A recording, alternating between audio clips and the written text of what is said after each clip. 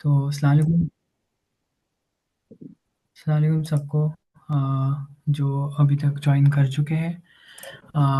So I think Maulana screen दिख रही है ना मेरी? जी दिख रही है। ठीक है। सो आज का जो सेशन, जैसे मौलाना ने कहा कि guidelines higher studies in USA and उसका रोड मैप कैसा रहता है एंड क्या चीज़ें करनी चाहिए, क्या वीज़ा प्रोसेस होते हैं एंड उससे वीज़ा प्रोसेस से पहले यूनिवर्सिटी के एप्लीकेशंस कैसे होते हैं, स्कैम से कैसे बचना और ऑन कैंपस जॉब्स, ये सब कैसे, ये कैसे ढूँढना और है ना रिसोर्सेज़ कैसे फाइंड आउट करना, अपने आस-पास के लोगों से कैसे मदद लेना। सो ये आज का एजेंडा है एंड उसके बाद सबसे पहले तो हाउसकीपिंग रूल्स, मतलब जो हमको एक चीज़ जॉइन करने से पहले या फिर एक नीयत बनानी चाहिए कि हम इस इस सेशन को अटेंड करने से पहले हम क्या नीयत रखते हैं, कि ये नीयतें हमारी अच्छी होगी तो हमारे काम में भी खुलूस और अच्छे से आगे पहुँचाएँगे। हमारे में बहुत बड़ी गलती ये होती है कि हम पढ़ाई करते वक़्त भी एक अच्छी नीयत करना भूल जाते हैं। एक अच्छी नीयत से इंशाल्लाह अल्लाह उसका फ़ायदा और अजर बहुत बड़ा देगा, कि आप भले ही दुनिया की चीज़ें हासिल करते रहोगे और एक सही नीयत के साथ हासिल करते रहोगे और आपको पूरी उम्मत को मदद करने का और रिप्रेज़ेंट करने का एक फ़ायदा मिलेगा। एक ऐसी नीयत हो कि भाई मैं कल उठ के ऐसी जगह पे पहुँचूँगा कि होना चाहिए कि आप के ज़माने में जब तो उनको देख के लोग बोलते थे कि मुसलमान ऐसा होता है। उस हिसाब से लोग इस्लाम में दाखिल हुए। वैसी अच्छी नीयत रखना और जैसे चाहे वो किसी से भी ले, उसको वापस एक समाज में वापस पहुँचाना। कि आज हाँ, बहुत सारे लोग ऐसे हैं जिन तक ये हेल्प पहुँच नहीं पाती है। चाहे वो आप अपनी नॉलेज की हेल्प शेयर कर सकें या जैसा भी शेयर कर सकें, एक बार एक अच्छे दर्जे पे पहुँचने के बाद अपने से पहले वालों की मदद करना। तो इसी तरह से पूरा समाज ऊपर आएगा ना। तो एक अच्छी नीयत के साथ सबकी मदद करना, ना ही कि किसी को नीचे देखना या किसी को कमतर समझना। हर किसी की एक अच्छी नीयत से मदद करना। और अभी के लिए हम लोग थोड़ा-सा माइक को म्यूट कर लेंगे और इस क्वेश्चन एंड आंसर्स अपन सब एक साथ इंशाल्लाह लास्ट में रखेंगे, तो वो आंसर करना ज़्यादा ईज़ी रहेगा स्लाइड्स के इसमें। और अगर आपके आस-पास आपके पेरेंट्स हैं, उनको प्लीज़ बुला लीजिए ये सेशन अटेंड करने के लिए। पूरा सेशन मोस्टली हिंदी उर्दू में ही होगा और अगर इंशाल्लाह कुछ भी ऐसे वर्ड्स स्लाइड पे दिख रहे हैं जो इंग्लिश के टफ़ है, तो मेरे को बीच में पूछ लीजिए अगर आपको भी नहीं समझ रहा है, ठीक है? तो इस हिसाब से हम आगे शुरू करते हैं। तो सबसे पहले यूएस में जनरली और कई कई सारी यूरोपियन कंट्रीज़ में भी 2 टाइप के इंटेक्स होते हैं। 2 टाइम पे इंटेक्स होते हैं। एक होता है फॉल इंटेक, एक होता है स्प्रिंग इंटेक। फॉल इंटेक मतलब होता है अगस्त सितंबर के टाइम पे, फरवरी में ही चालू हो जाता है, वो फरवरी तक नहीं जाएगा। सो अभी हम लोग जो फ़ेज़ में हैं, तो वो फ़ेज़ में एप्लीकेशंस फॉल के चालू कर सकते हैं। तो अभी बहुत सिंस ये वेबिनार वापस क्रिएट किया गया था नवंबर में, तब ज़्यादा पार्टिसिपेंट्स नहीं थे, बट अभी भी बहुत सारे कॉलेजेस के एप्लीकेशन सितंबर में यूएस आ सकते हैं ये साल। बट आई थिंक थोड़े लोग इधर फर्स्ट ईयर में हैं, तो फिर उस हिसाब से करना है। फॉर एग्ज़ाम्पल अगस्त सितंबर में, तो आपको 2027 नवंबर से शुरू करना पड़ेगा। तो ये एक बेसिक एग्ज़ाम्पल है। तो नवंबर में क्या होता है कि आपको सब अपना डॉक्यूमेंट्स कलेक्ट करना होता है to apply for the universities. अब अच्छी यूनिवर्सिटी अप्लाई करने का वो सब आगे कैसे करना, वो मैं पहले बाद में बताता हूँ। पहले एक जर्नी समझ लेते हैं। तो उसके लिए हमको लगता है SOPs, LOR, resume, IELTS and documents है। ये डॉक्यूमेंट्स आर बेसिकली तुम्हारे बारे में बताते हैं कि तुम क्यों अप्लाई करना चाहते हो, क्या अप्लाई करना चाहते हो। अब एसओपी का फुल फॉर्म, एलओआर का फुल फॉर्म और रिज्यूमे का मतलब, ये सब मैं बाद में समझा दूँगा। ये आगे की स्लाइड्स में मैंने डाले हैं। अब आइल्स क्या होता है? आइल्स और TOEFL, these are basically exams for English eligibility. तो इधर की यूनिवर्सिटीज़ को कोर्स एक इंग्लिश लैंग्वेज में समझ सकते हो, तो आपको ये एग्ज़ाम्स में स्कोर करना पड़ता है। अब वो कैसा स्कोर करना पड़ता है, कितना मार्क्स आना चाहिए, वो सब उसका एक डिफरेंट ही मॉड्यूल है। वो हम थोड़ा-सा एक्सप्लोर करेंगे जब उसके स्लाइड पे जाएँगे एंड अ, उसके लिए एक अलग से सेशन भी लगेगा, अगर बहुत थोड़ा-सा वास्ट है वो थोड़ा समझने के लिए, बट अभी के लिए समझिए वो एक बेसिकली एग्ज़ाम है। यूनिवर्सिटीज़ की अप्लाई करने का टाइमिंग रहता है। बहुत सारी यूनिवर्सिटीज़ मार्च, अप्रैल, देखो जो अच्छी कॉलेजेज़ हैं उनके डेडलाइन्स जल्दी खत्म हो जाएँगे। जो ठीक-ठाक कॉलेज हैं उनके डेडलाइन्स बहुत देर तक चलेंगे। ये बहुत कॉमन सेंस की चीज़ है, बट बहुत सारे दोस्त ऐसे में गलती कर लेते हैं कि कुछ ऐसी बेसिक यूनिवर्सिटीज़ में अप्लाई करते हैं जहाँ पे मतलब इतना अच्छा माहौल भी नहीं रहता है, प्लस इतना अच्छे जॉब अपॉर्च्युनिटीज़ भी नहीं रहते और फ़ीस भी हाई रहती है। तो उसका वहाँ वैसी कॉलेजेस में जाके कोई पॉइंट नहीं है। देखो 2 अलग चीज़ है, एक यूएस आना और एक यूएस आके एक अच्छी पढ़ाई करना। हमको ये जो दूसरा पाथ है वो करना है कि एक अच्छी पढ़ाई करना है तो आपको एक अच्छी जॉब मिल सके। खाली यूएस आने के लिए आना का कोई पॉइंट नहीं है, क्योंकि आके इधर बहुत ज़्यादा स्ट्रगल होता है। उसके अलावा है यूनिवर्सिटी एक्सेप्टेंस। तो अगर आपने नवंबर, दिसंबर, जनवरी में अप्लाई कर दिया है, तो फेब टू अप्रैल का जो विंडो है, ये टाइम पे यूनिवर्सिटी के एक्सेप्टेंस आना शुरू हो जाता है। अब यूनिवर्सिटी एक्सेप्टेंस ये होता है कि आपने समझो 7 यूनिवर्सिटीज़ में अप्लाई किया। अब ये 7 यूनिवर्सिटीज़ में से 4 में से आपका एक्सेप्टेंस आया। तो ये 4 और बाकी की 3 में आपको रिजेक्ट आया। तो ये बाकी की 3 का आप बेसिकली आपको वो एडमिशन नहीं मिल सकता। अब ये 4 में से आपको कोई एक सिलेक्ट करना है जिसको आगे आप लेके जा सके एंड उसके लिए वीज़ा अप्लाई कर सके। एक बार आपने एक्सेप्ट कर लिया अपना प्रपोज़ल, मतलब उन्होंने आपको लेटर भेजा कि you are invited to join our course, तो आप फाइनेंसेस प्रिपेयर करना होता है। अब फाइनेंसेस प्रिपेयर होते हैं मई टू जून के बीच में। अगर आपको जल्दी मिल गया तो आप जल्दी भी शुरू कर सकते हैं, बट ये एक रफ डेडलाइन है फाइनेंसेस की। सो बेसिकली आपको बैंक के प्रूफ्स दिखाने पड़ते हैं कि आपके पास इनफ फंड है कि नहीं। और ये I-20 डॉक्यूमेंट करके होता है, ये कॉलेज को आपको अप्लाई करके मांगना पड़ता है कि you have enough funds to support your, उतने पैसे दिखाने पड़ते हैं। अब वो कितने दिखाने पड़ते हैं वो भी मैं आगे कवर कर लूँगा। देन जून टू जुलाई के बीच में आपको अप्लाई फॉर वीज़ा। सो इसमें प्रिपेयर बैंक स्टेटमेंट्स, फाइनेंसेस, वही सेम चीज़ें हैं, बट इसमें कैसे थोड़ा-सा वीज़ा के टाइम पे थोड़ा-सा I-20 ये टाइम पे आपने जितना पैसा दिया उससे थोड़ा ज़्यादा दिखाना पड़ता है। तो दिखाने के लिए कि आप उधर सिर्फ़ कोर्स नहीं, रहना-खाना भी सपोर्ट कर सकते हो। देन अगस्त से जुलाई, एंड टू अगस्त से आप जो भी है आपके वीज़ा जुलाई तक हो जाना चाहिए आइडियली। अगर आपका अगस्त में स्टार्ट डेट है, तो हर कॉलेज का स्टार्ट डेट होता है। समझो कोर्स स्टार्ट डेट है आपका अगस्त 5, तो आपको यूएस में लैंड करना पड़ेगा अगस्त 2 और 3 को एटलीस्ट। तो आपका वीज़ा समझो जून-जुलाई के मिड में हो जाना चाहिए। तो ये सब और इसके भी सिचुएशंस है अलग-अलग। फिर ऑफ कोर्स आप मेरे को रीच आउट कर सकते हो अगर आप कोई डिफ़िकल्टीज़ में आ गए हो या फिर कुछ प्रॉब्लम आ रही है, तो वो हम बाद में डिस्कस कर सकते हैं। सो आप फ्लाइट बुक करोगे, पैकिंग करोगे, वो पैकिंग वगैरह के एक सेपरेट सेशंस लगते हैं, तो अगर आप या फिर आप खाली अकेले हो तो आपको एक कॉल पे मैं समझा सकता हूँ। Then university starts in August and September. अब ये यूएस आने से पहले का जर्नी है पूरा। अब हम स्टार्ट करेंगे कि चूज़िंग द राइट यूनिवर्सिटी। अब कैसा होता है कि लोग खाली रिकमेंडेशंस पे चले जाते हैं। समझो आप कंप्यूटर साइंस में हो, कंप्यूटर इंजीनियरिंग में हो और आपका दोस्त सिविल इंजीनियरिंग में है और आप उसको देख के कोई यूनिवर्सिटी में अप्लाई कर रहे हो, तो वो गलत है। या फिर दूसरा एग्ज़ाम्पल ले लो, अगर आप कोई ऐसे स्टेट में अप्लाई कर रहे हो जहाँ पे जैसे इंडिया में बहुत सारे स्टेट होते हैं, वैसे इधर भी बहुत सारे स्टेट्स हैं।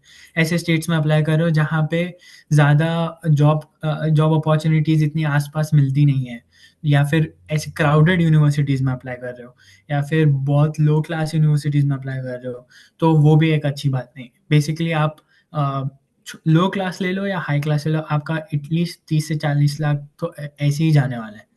तो why not to apply better university in less price. So वैसा भी है। तो अब यूनिवर्सिटी के सिलेक्शन तीन तीन कैटेगरीज में आप करते हो। अगर समझो आपको यूएस आना है, आपको एटलीस्ट 5 से 6, और मैं जिसको कम एक्सपीरियंस है, जिसका प्रोफाइल ज़्यादा अच्छा नहीं है, कॉन्फिडेंट नहीं है, मैं बोलूँगा 7 यूनिवर्सिटीज़ तो अप्लाई करनी पड़ती है, करनी चाहिए।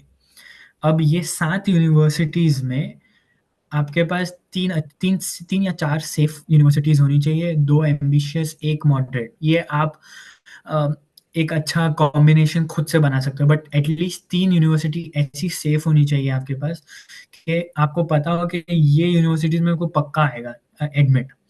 अब वो कैसा आना चाहिए, क्या नहीं आना चाहिए, हर किसी के रिज़्यूम और हर किसी के प्रोफाइल पे डिपेंड करता है।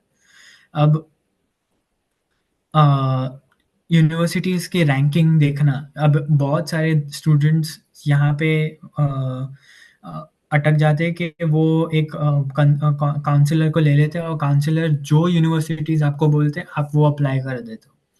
तो उसमें ये होता है कि काउंसलर आपसे तो कुछ पैसा नहीं ले रहा है, बट वो उसको फ़ायदा होता है, वो यूनिवर्सिटी के साथ बॉन्ड में है। उनको वो स्टूडेंट्स लाके देगा, तो वो उनको पैसे मिलेंगे। तो बेसिकली वही होता है। तो तुम खाली बिना देखे सोचे समझे अगर वो अप्लाई कर दो कि हाँ, चलो मेरे को इधर से पक्का एडमिट आ जाएगा, तो वो खाली नाम का आपको पैसे खींचने की बारी है। आपको वो इधर धकेल देगा, वो उसका उधर इंडिया में काम हो गया, उसको कुछ फ़र्क नहीं पड़ता है कि आप इधर क्या कर रहे हो, क्या नहीं कर रहे हो। एंड ऑनेस्टली काउंसलर्स कभी यूएस नहीं आए, तो उनको कभी भी ये नहीं मालूम कि ये यूनिवर्सिटी कैसी है, ये यूनिवर्सिटीज़ कैसी है। तो आप जो लोग इधर रहते हैं, जो लोग इधर पढ़ चुके हैं, उन लोगों को पूछ सकते हो रादर देन काउंसलर। काउंसलर को आप बताओ, अगर आप काउंसलर के पास जा भी रहे हो, आप बताओ कि आपको कौन-सी यूनिवर्सिटी में जाना है। उसको मत बताने दो कि आपको कौन-सी यूनिवर्सिटी में जाना चाहिए। सो आपको ये सब रिसर्च, जो बैकग्राउंड रिसर्च है कि कौन-सी यूनिवर्सिटीज़ अच्छी है, नहीं अच्छी है, वो रैंकिंग क्या है, क्या नहीं है, वो सब आपको खुद करना पड़ेगा। वो उनको करने मत दो। वो बेसिकली आपको खाली अ, एक मिनट, आपको खाली स्कैम करके और आपको ठीक से बताते नहीं। अब वो जो फर्स्ट लिंक थी वो यूएस न्यूज़ की थी। आप खाली गूगल पे सर्च कर दोगे तो ये यूएस न्यूज़ की फर्स्ट लिंक आती है। और ये first link college education grade colleges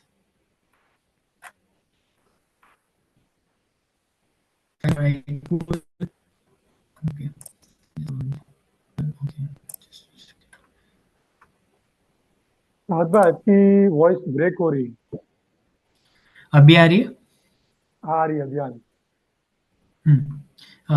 अगर वापस ब्रेक होगी तो मेरे को रोक देना।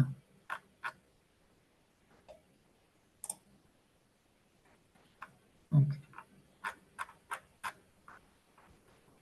Okay, best graduate schools. Graduate मतलब इधर मास्टर्स होता है बेसिकली। तो आपको programme required, school name optional, whatever. Say for example आपको आना है इधर, मैं कंप्यूटर साइंस उठाऊंगा क्योंकि मैं कंप्यूटर साइंस फील्ड से हूँ। सो मेरे को बताने में ईज़ी रहेगा। सो सर्च कर दिया मैंने।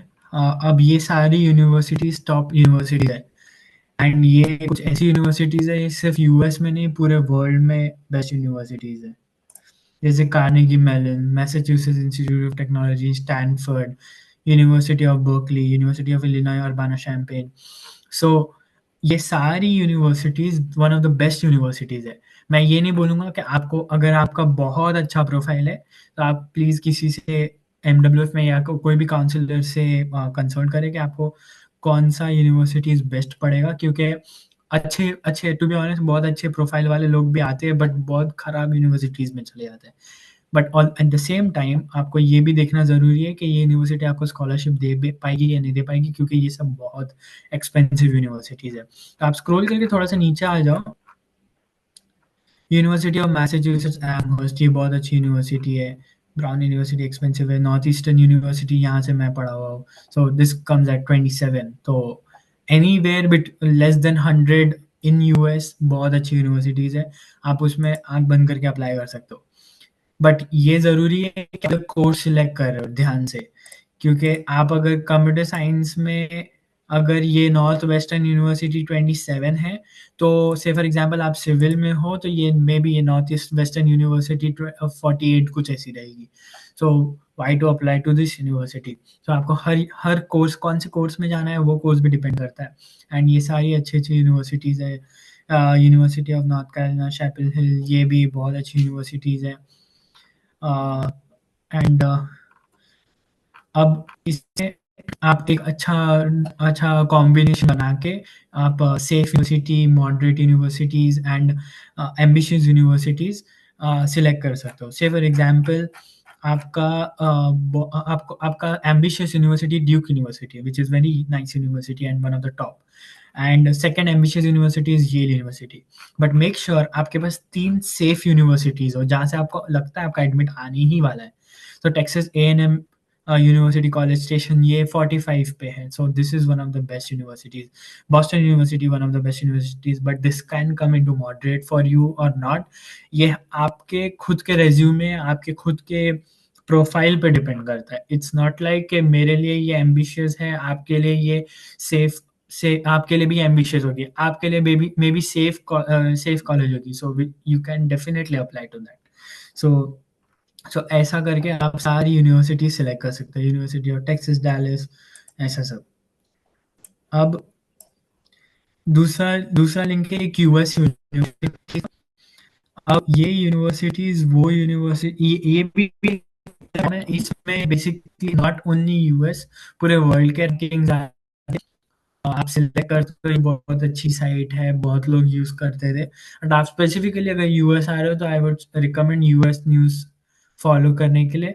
एंड क्यूएस यूनिवर्सिटीज़ आपको बाकी की कंट्रीज़ की भी रैंकिंग देखनी है, तो सारी कंट्रीज़ की रैंकिंग आती है बाय कॉलेज वाइज़। से फॉर एग्ज़ाम्पल नंबर 1 पे यूएस की कोई कॉलेज है, नंबर 2 पे यूके की कोई कॉलेज है।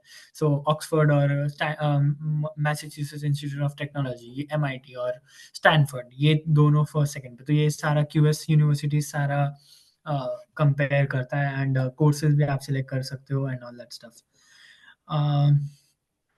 मैंने एक टेम्पलेट बनाया था for document, okay, thinks this one, university selection का।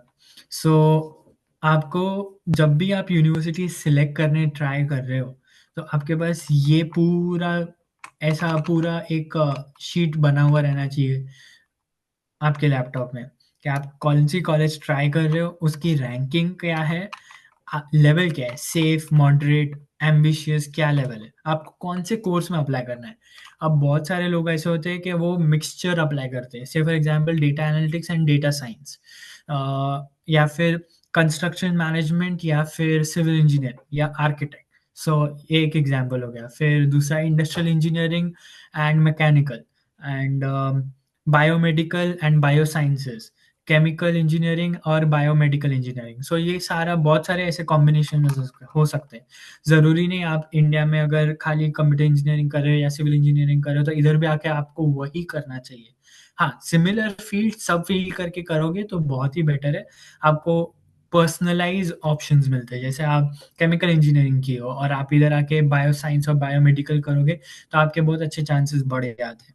सो इट डिपेंड्स, एक वास्ट बैकग्राउंड भी हो जाता है। ये दूसरी चीज़ है आइल्स। जैसा मैंने पहले बताया कि एग्ज़ाम देना पड़ता है, कि आइल्स का एक एग्ज़ाम देना पड़ता है। सो वो इंग्लिश का बेसिक आपको बेसिक इंग्लिश आती है कि नहीं बात करने की, तो उसका पूरा पैटर्न है। उसको मैं शायद कोई अलग ही सेशन में ले पाऊँ बिकॉज़ आज बहुत वास्ट हो जाएगा अगर मैं लूँगा। बट हर कॉलेज का एक मिनिमम रिक्वायरमेंट रहता है। जैसे आपके ग्रेड्स का रहता है ना, जैसे आपको मिनिमम इतना परसेंट आना चाहिए ये कॉलेज में एडमिशन के लिए 12th के बाद, इंजीनियरिंग के या फिर बैचलर्स के। वैसे ही आइल्स का भी रहता है मिनिमम रिक्वायरमेंट, कि वो मिनिमम रिक्वायरमेंट 7 का होना चाहिए। अगर वो 7 का हो गया तो मतलब आपको आप 7 से ऊपर आ गया या 7 तक आ गया तो आप वो क्राइटेरिया में फेल नहीं हो पाओगे, मतलब आपका आगे रिव्यू होगा जो भी एप्लीकेशन है। फिर आइल्स का पेज रिक्वायरमेंट, मतलब अगर आपको ये पूरा शीट बनाना है तो आपको ये एक प्रूफ रखना पड़ेगा कि हाँ उनके ये साइट पे। सो मैंने इधर नॉर्थ ईस्ट यूनिवर्सिटी का एग्जांपल लिया हुआ है, तो उनके as international student proof of English proficiency भी बोलते हैं उसको। तो प्रूफ ऑफ इंग्लिश प्रोफिशिएंसी में 3-4 एग्जाम आते हैं, टॉफल, आइल्स, पीटी एंड डुओलिंगो। टॉफल एंड आइल्स बहुत फेमस है। आइल्स दोगे तो आप कनाडा भी अप्लाई कर सकते हो, आप यूके भी अप्लाई कर सकते हो, आप यूएस भी अप्लाई कर सकते हो। सो इसीलिए बहुत सारे लोग आइल्स देते हैं एंड रिलेटिवली सिंपल भी है। एंड अगर आप उर्दू मीडियम से भी हो तो डोंट पैनिक, ऐसा बिल्कुल भी नहीं है कि आइल्स एक एकदम ही टफ एग्जाम है, आप स्कोर नहीं कर सकते, दैट्स नॉट इवन पॉसिबल। बहुत सारे उर्दू मीडियम के लोग भी या फिर even vernacular medium, even Gujarati medium के लोग भी वो क्रैक करते हैं। इतना कुछ भी डिफिकल्ट एग्जाम नहीं है।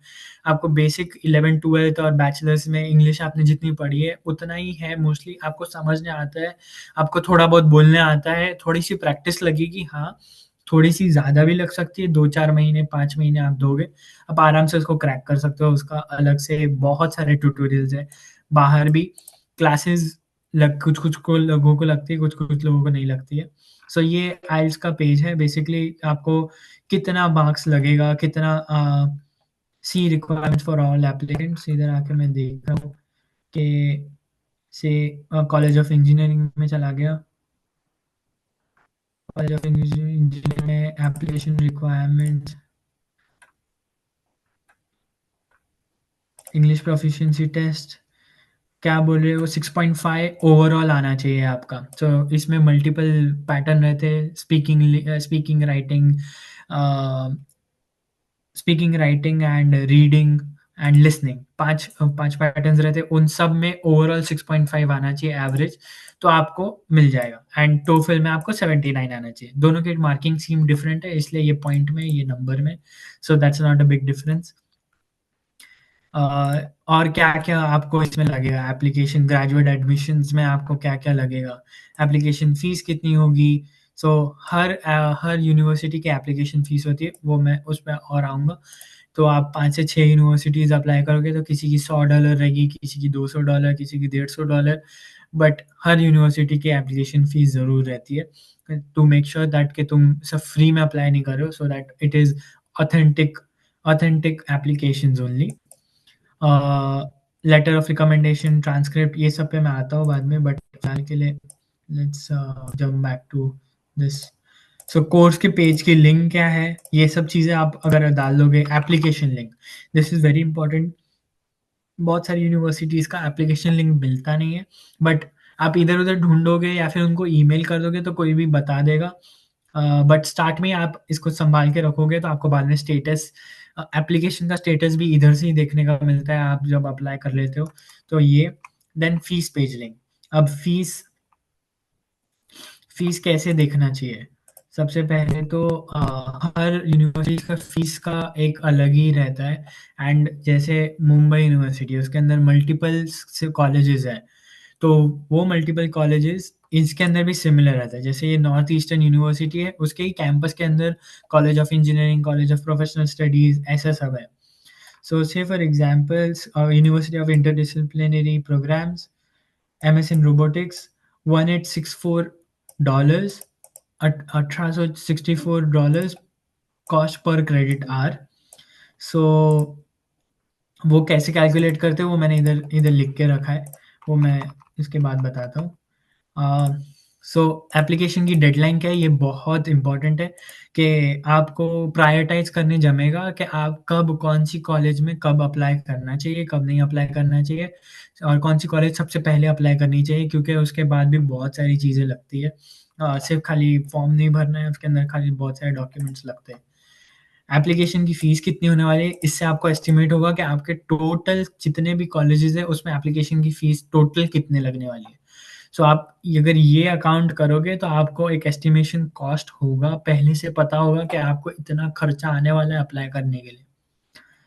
देन पर क्रेडिट फीस, जैसे मैंने अभी इधर पढ़ा 1864, फॉर एग्जांपल पर क्रेडिट फीस 1500 है।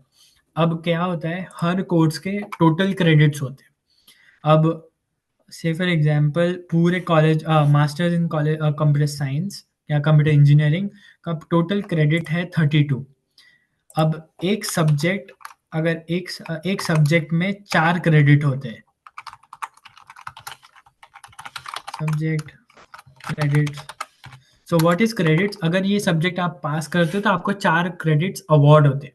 अब जब आपको ये 4 क्रेडिट्स अवार्ड हो गए, तो टोटल 4, 4, 4, 4 हर सेमेस्टर में आप जितने कोर्सेज़ लोगे, 2 से 3 कोर्सेज़ या 4 कोर्सेज़ मैक्सिमम अलाउड होते हैं। आप उतने कोर्सेज़ लोगे, आपको उतने पॉइंट्स अवार्ड होंगे। जब ये 32 पॉइंट्स कलेक्ट हो जाएँगे टोटल आपको, तब आपको डिग्री मिल जाएगी।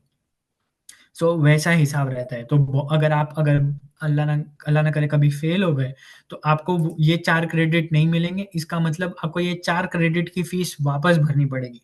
तो एक subject is denoted to 4 credit और 3 क्रेडिट, नॉट फिक्स्ड। ये बहुत सारी यूनिवर्सिटीज़ में डिफरेंट रहता है, 4 या 3 क्रेडिट ऐसा ही रहेगा, लेकिन उससे ज़्यादा कम नहीं रहता है मोस्टली। सो अगर 1500 क्रेडिट है और 32 क्रेडिट्स का कोर्स है, टोटल कोर्स 4 साल का, 2 साल का, 4 सेमेस्टर का, तो आपकी पर सेमेस्टर की फीस कितनी होगी? 1500 इंटू 1500 इंटू 16। सो वैसी आपकी कोर्स की फीस रहेगी। एंड एनुअल फीस कितनी रहेगी? एनुअल फीस रहेगी इसका डबल, राइट? क्योंकि 15,000 जो है आपका वो पर सेमेस्टर फीस है, तो एनुअल फीस रहेगी, वो पूरे साल की फीस रहेगी 30,000, और सब यूएसडी में है, डॉलर्स में, और 2 साल की फीस आपकी पूरे कोर्स की रहेगी 60,000। अब आपको ये लिखने के बाद फीस का पहले ही आप लिख दोगे अप्लाई करने से पहले, तो आपको ये पहले ही समझ जाएगा कि आपको ये यूनिवर्सिटी अफोर्डेबल है नहीं है, क्या सीन है? क्योंकि ये सिर्फ़ फ़ीस है, खाना रहना ये अलग चीज़ है, उसके ऊपर मैं अलग से आऊँगा कि खाना खाना रहना आपका वैसे भी ऑन कैंपस जॉब से निकल सकता है, इतना बड़ा इश्यू नहीं है उसका, बट फ़ीस तो आपको भरनी है, राइट? एंड बहुत सारी यूनिवर्सिटीज़ जैसे मैंने स्टार्ट में यूएस जर्नी में आई-20 अमाउंट बोला। अब आई-20 अमाउंट हर यूनिवर्सिटी का अलग-अलग रहता है। अब व्हाट इज़ आई-20 अमाउंट?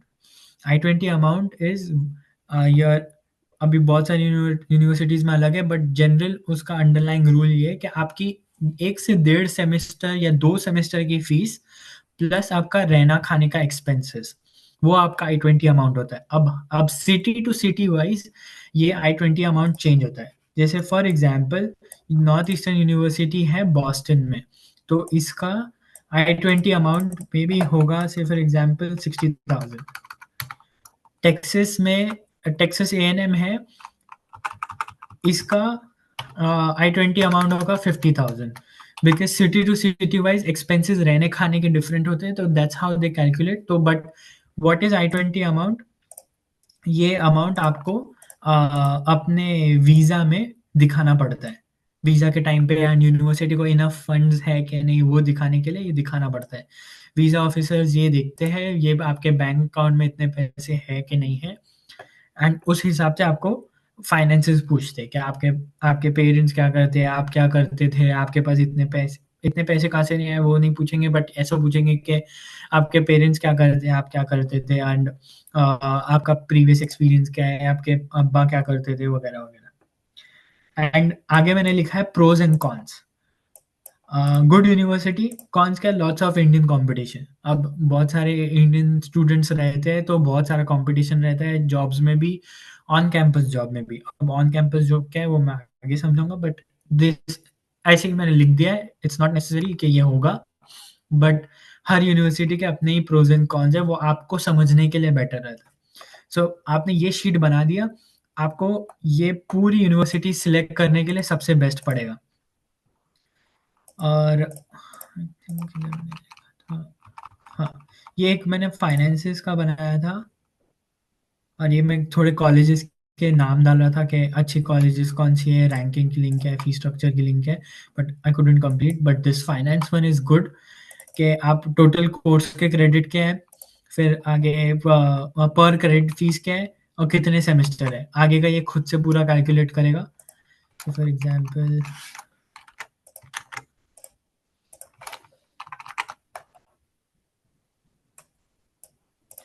इधर मैंने 32 क्रेडिट्स रहने दिया और इसको 1800 कर दिया। इसकी फ़ीस चेंज हो गई, देखो टोटल फ़ीस कितनी है, पर सेमेस्टर फ़ीस कितनी है एंड आई-20 amount varies from university to university, इसलिए इधर फॉर्मूला नहीं है बट हाँ, total fees per semester fees आपको मोस्टली यही काम आएगा सबसे ज़्यादा। अच्छा, पर सेमेस्टर पूरे सेमेस्टर में सिर्फ़ यही खर्चा नहीं रहता है, मतलब फ़ीस के अलावा आपको हेल्थ इंश्योरेंस लेना भी ज़रूरी है, जिसका रफ़ली अराउंड 1-2 हज़ार डॉलर पर ईयर का खर्चा रहता है, वो भी ऐड करना ज़रूरी है इसमें ही। अब बहुत सारे लोग वेवर भी करवा लेते हैं but depends how you do it, that's a different story but एक ये रफ़ अमाउंट मेजरली तुम्हारा इतना ही होगा पर सेमेस्टर एंड रहना-खाना इसमें इंक्लूडेड नहीं है, ये जस्ट फीस है। अब कोर्स सिलेक्शन स्ट्रैटेजी, तो सबसे पहले तो बहुत सारे स्टूडेंट्स को ये इशू आता है कि कोर्स क्या सिलेक्ट करना। सो कोर्स सिलेक्शन में सबसे ज़्यादा इशू ये आता है कि अंडरस्टैंडिंग अ मेजर रिक्वायरमेंट्स कि आपको क्या करना है। आपको अ, आपके ही फील्ड का आगे का सेक्शन पढ़ना है कि आपको फील्ड चेंज करनी है, तो वो इम्पोर्टेंट है। इलेक्टिव्स क्या मिलेंगे, कि आपको क्या इलेक्टिव्स में जाना है, आगे से थोड़ा विज़न होना बहुत ज़रूरी है, क्योंकि बहुत सारे लोग ऐसे ही खाली कोर्स में आ जाते हैं इधर आने के लिए बट उनको पता चलता है कि इधर आके जॉब मार्केट वो कोर्स के लिए बहुत ख़राब है, तो उनको वो और ही नुकसान हो जाता है।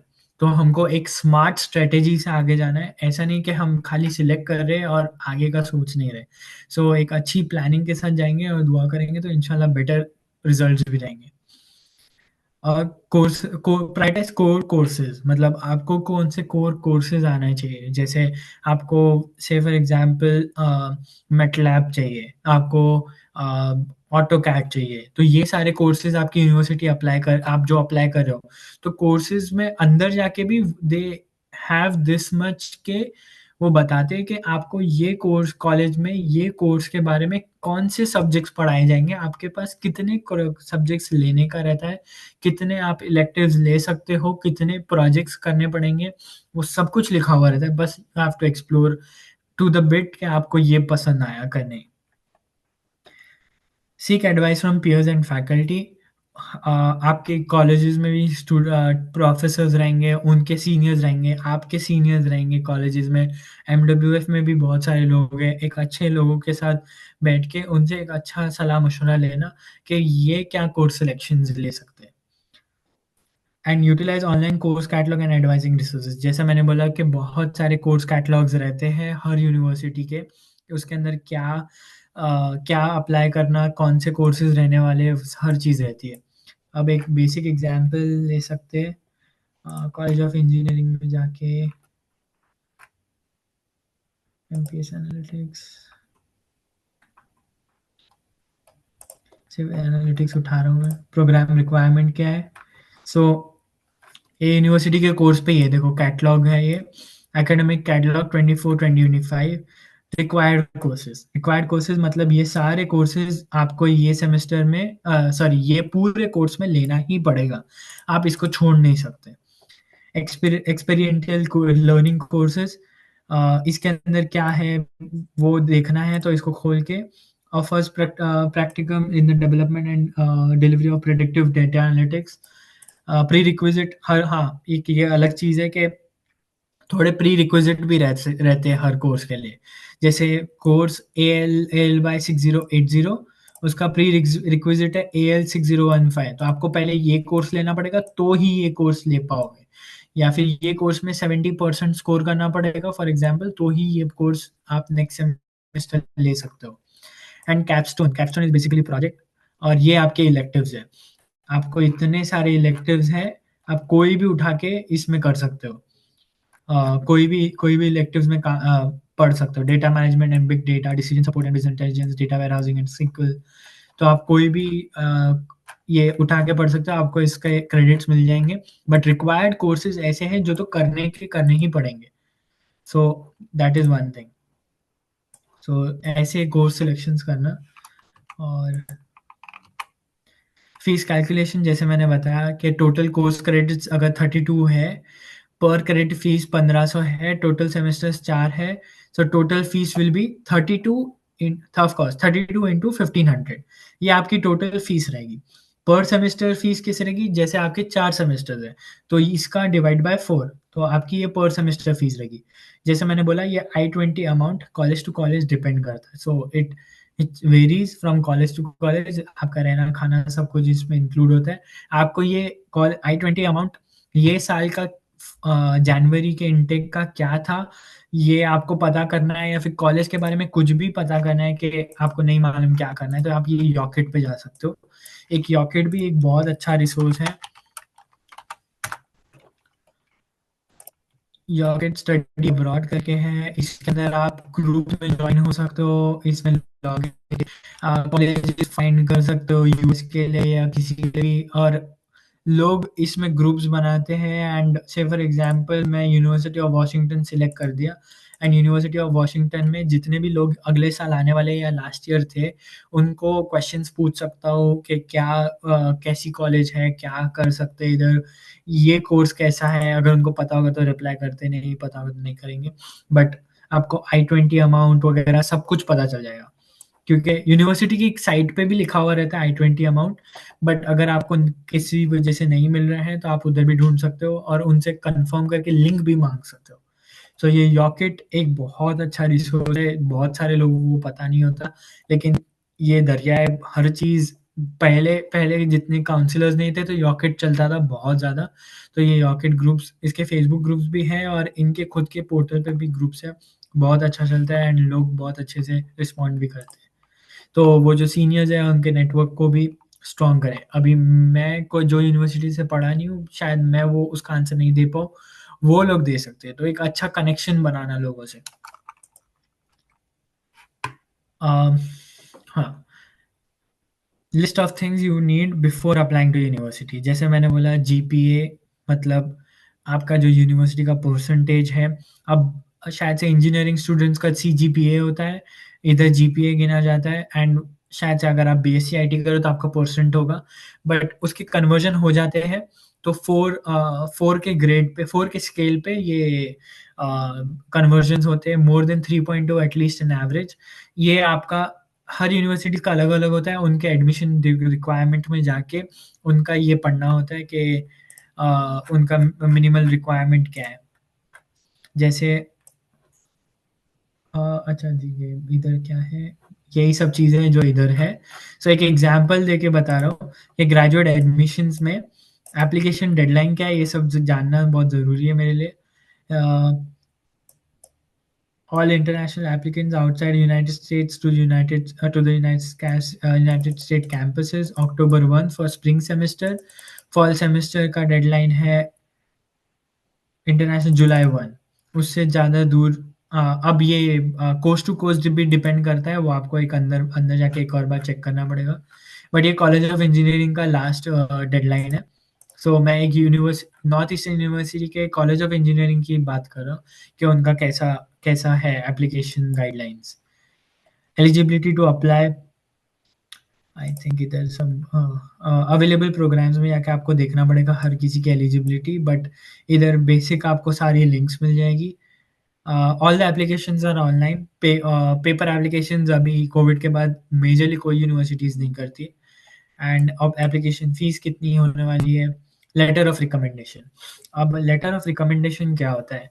जैसे आप अगर फॉर एग्ज़ाम्पल यूनिवर्सिटी में अप्लाई करते हैं, दे आस्क आपको कौन रिकमेंड कर सकता है? जैसे आप किसी के साथ काम कर चुके प्रोफ़ेशनली, किसी के साथ आप कोई आपको पढ़ा चुका है, कोई आपको सुपरवाइज़ कर चुका है जैसे बॉस वग़ैरह, ये लोग लेटर ऑफ रिकमेंडेशन दे सकते हैं।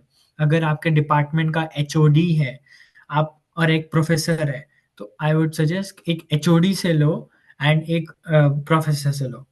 तो 2 से 3 लेटर ऑफ रिकमेंडेशंस लगते। इंडिया में जनरली ये लेटर ऑफ रिकमेंडेशन हमको खुद लिखना पड़ता है। आइडियली उनको उनको लिखना चाहिए, but I don't think so India में कोई खुद तुमको लिख के देगा। You have to write for them and वो रिव्यू करके आपके हिसाब से सबमिट करते हैं। अब लेटर ऑफ रिकमेंडेशन का कैसा होता है, वो कैसे सबमिट करना वो सब मैं बाद में समझाता हूँ। बट पहले बेसिक समझ लीजिए कि आपका आपका बेसिकली तारीफ़ होती है उसमें कि आप कैसे स्टूडेंट थे या कैसे कलीग थे या कैसे अपने जूनियर थे अपने बॉस के। सो ये बेसिकली लेटर्स ऑफ रिकमेंडेशन वही होता है। एंड ये उनके ऑफिशियल ईमेल से कॉलेज को जाना चाहिए, ना ही कि पर्सनल ईमेल से, व्हिच इज़ वेरी इंपॉर्टेंट। क्योंकि पर्सनल ईमेल से तो कोई भी ईमेल कर देगा कि, बट ऑफिशियल ईमेल से जाएगा, उनके लेटर हेड पे जाएगा तो बहुत ऑथेंटिक हो जाएगा एंड वहीं से जाना चाहिए। सो आपको 2 या 3 लोग ऐसे ढूँढने पड़ेंगे जो आपको रिकमेंड कर सकें on behalf of them, on behalf of you, कि आप एक अच्छे स्टूडेंट या कॉलीग थे। अब ट्रांसक्रिप्ट क्या होता है? Transcript is bits different from resume. Mumbai university का एक खुद का पोर्टल है ट्रांसक्रिप्ट लेने का। तो आप कोई और यूनिवर्सिटी से पास आउट हो तो आप उधर भी पूछ सकते हो कि ट्रांसक्रिप्ट कैसे ले सकते हैं। तो एक पहले तो वो इंग्लिश फॉर्मेट में होना चाहिए, बहुत इम्पोर्टेंट। पीडीएफ होना चाहिए दूसरी चीज़। एंड उस कॉलेज का सील-वील लगता है, सो वो थोड़ा-सा डिफरेंट दिखता है। लेट्स सी, यूनिवर्सिटी ये उनका ई ट्रांसक्रिप्ट पोर्टल है, अगर आपको पूरे अपने मार्क्स वार्क्स डालने पड़ते हैं। बट इनकी ट्रांसक्रिप्ट कैसे दिखती है? ऐसी कुछ दिखती है। वो रिज्यूम ये नहीं है, मार्कशीट नहीं है, बट ट्रांसक्रिप्ट है। सो ट्रांसक्रिप्ट इज़ मोर ऑथेंटिक। यहाँ पे स्टैम्प, साइन एंड आपका पूरे सारे सालों के code, marks and everything English में लिखा हुआ रहता है इधर। एंड एक ऑथेंटिक डॉक्यूमेंट होता है ये यूनिवर्सिटीज़ को भेजने के लिए। तो ट्रांसक्रिप्ट हो गया। तो ट्रांसक्रिप्ट एक काफ़ी है एंड थोड़े फिज़िकल कॉपीज़ अपने पास रखने चाहिए, वो लोग इधर आके माँगते once you are admitted and बाद में भी काम आता है while you are doing H1B और whatever. Statement of purpose, what is statement of purpose is basically कि आपको ये यूनिवर्सिटी में क्यों आना है and why you are must much eligible for this course. So इसमें मेजरली आपको ये बताना है कि आपका आपका आपका खुद का प्रोफाइल कैसा है। सो बेसिक खुद का तारुफ करना है। और रेज्यूमे भी समथिंग सिमिलर ही होता है, बट एक पेज का रेज्यूमे होता है। ये स्टेटमेंट ऑफ पर्पस बेसिकली पूरा डॉक्यूमेंट होता है एंड ये सब किधर मिलेगा वो सब मैं एंड में बता दूंगा। वो मैंने एक जगह पे ड्राइव पे डाल के रखा है, मोहल्ला के पास भी लिंक है, मैं चैट पे भी एक लिंक डाल दूंगा। जीआरई आजकल बहुत सारे यूनिवर्सिटीज़ में ऑप्शनल है, सो ये टेस्ट देने की ज़रूरत नहीं है।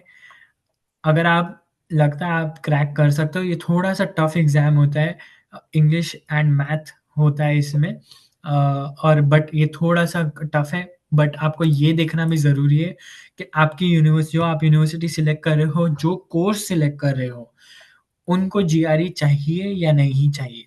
अगर उनको चाहिए तो आपको वो जीआरई एग्ज़ाम देना पड़ेगा। अगर आप नहीं दे सकते और आपने वो यूनिवर्सिटी अप्लाई कर रहे हो तो आपका वो पैसा वेस्ट हो जाएगा। प्लीज़ ये एक चीज़ देख लेना अगर आपको जीआरई अप्लाई करना ऑप्शनल है कि नहीं। इधर लिखा हुआ है, north eastern University is GRE test optional and does not require applicants to submit standardized test. English proficiency test जैसे मैंने बोला टोफल एंड आइल्स है ये बेसिकली, और कुछ नहीं है। एंड इसका फॉर्मेट इज ऑनलाइन बहुत सारे वीडियोस में मिल जाएगा आपको। जैसे मैंने बोला वर्नाक्युलर मीडियम से हो तो भी आप ये क्रैक कर सकते हो, it's not a big issue. I don't think इसके अलावा कोई रिक्वायरमेंट्स रहती है, बट हाँ वैलिड पासपोर्ट, अगर आपका पासपोर्ट ये होने वाला है, एक्सपायर होने वाला है तो प्लीज़ उसको अपडेट करा दीजिए।